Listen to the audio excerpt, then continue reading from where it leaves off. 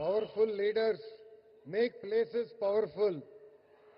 భారతదేశాన్ని తిరుగులేని శక్తిగా మారుస్తున్న గౌరవ ప్రధానమంత్రి శ్రీ నరేంద్ర మోడీ గారికి, గౌరవ గవర్నర్ అబ్దుల్ నజీర్ గారికి, గౌరవ ముఖ్యమంత్రి శ్రీ నారా చంద్రబాబు నాయుడు గారికి, నాకు అన్న సమానమైన గౌరవ ఉప ముఖ్యమంత్రి పవన్ అన్నకి, బీజేపీ పార్టీ రాష్ట్ర అధ్యక్షులు మాధవ్ గారికి, కర్నూలు జిల్లా ప్రజలకి నా హృదయపూర్వక నమస్కారాలు.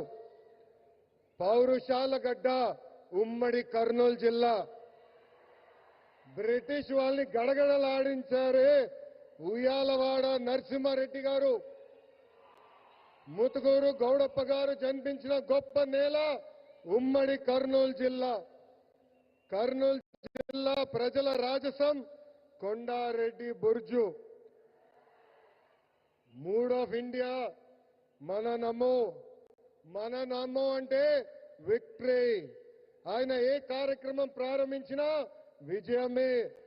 గుజరాత్ ముఖ్యమంత్రిగా, భారతదేశ ప్రధానమంత్రిగా 25 ఏళ్లు పూర్తి చేసుకున్నారు. మన నమో. కड़ी मेहनत का कोई विकल्प नहीं है. There is no substitute for hard work. 25 ఏళ్ల అధికారంలో ఉన్న మొదటి సంవత్సరం ఎలా పనిచేశారో ఇప్పటికీ అంతే కష్టపడుతున్నారు. మన నమో. గుజరాత్ ని ఒక పవర్ఫుల్ స్టేట్ గా మార్చింది మన నమో. ఇప్పుడు మన దేశాన్ని ఏకంగా సూపర్ పవర్ గా కూడా మార్చింది మన నమో. మీకు కొన్ని ఉదాహరణలు చెప్పాలి. మొదటిది పహల్గాం ఉగ్రవాదుల దాడి. గతంలో మన భూమిపై ఉగ్రవాదుల దాడి జరిగితే గత ప్రభుత్వాలు ఏకంగా యుఎన్ దగ్గరకో ఇతర దేశాల దగ్గరికి వెళ్ళి సహాయం అడిగేవారు. కానీ మన నమో రూటే వేరు. ఆయన కొట్టిన దెబ్బకి పాకిస్తాన్ దిమ్మ తిరిగింది. ఇంకొక ఉదాహరణ ట్యాక్స్. అమెరికా లాంటి దేశం ట్యాక్స్ పెంచితే పెద్ద పెద్ద దేశాలే వణికిపోయినాయి. కానీ మన నమో స్టైల్ ఏంటో తెలుసా? ఫ్లూటు జింక ముందు ఊదు, సింహం ముందర కాదు. ఆయన గుండె ధైర్యం ఏంటో తెలుసా? ఆత్మ నిర్భర్ భారత్. దట్ ఈజ్ మన నమో టు ద వరల్డ్. మన నమోకి దేశ ప్రజలంటే నమ్మకం, మనకి నమో అంటే నమ్మకం.